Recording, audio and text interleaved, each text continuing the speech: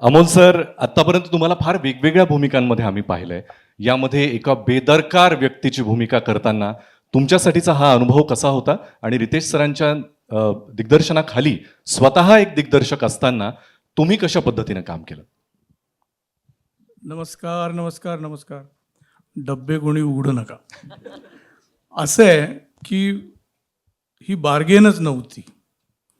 कारण रितेश सर जे माझे स्नेही आहेत, मित्र आहेत, आणि Genelia, they are my dear friends.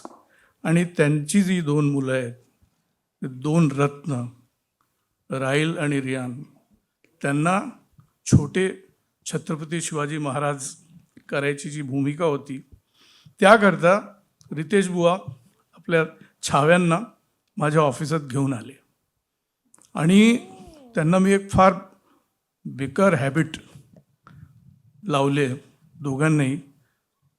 Punjab sweet हाऊसचे समोसे आणि जिलब्या, दोघंही मुलं जलेबी म्हणत नाहीत, जिलबी म्हणतात. तो आणि ती आमची दोस्ती, मैत्री जी आहे ती आता is going to go to eternity, because that is the bond that actually I said yes to. that the children will come and I'll sit with them and we'll do the scenes and have fun and eat jilbi and samose. In return, I don't know what struck him, but he said, you know, I have an original idea which I want to run by you. I want to offer you a role. Now, you know that I am not an actor on the shelf.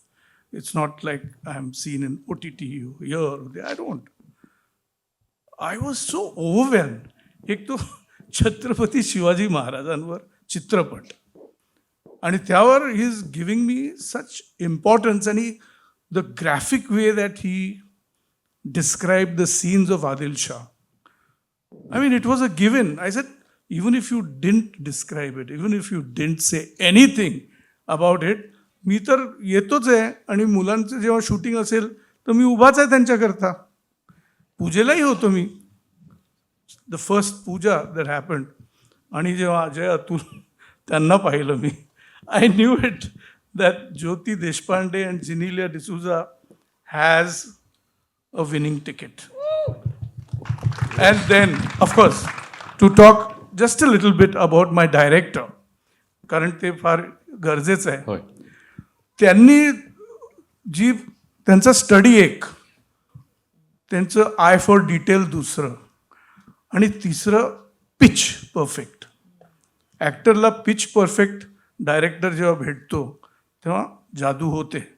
म्हणजे माझ्यासारख्या जुन्या बॉलला, म्हणजे 63 वर्षाचा जुना ball आहे, टाकतायत, पण ते बोलले नाही सर थोडं असं नाही, थोडं बघा ना, सोडणार नाही माणूस हा तुम्हाला.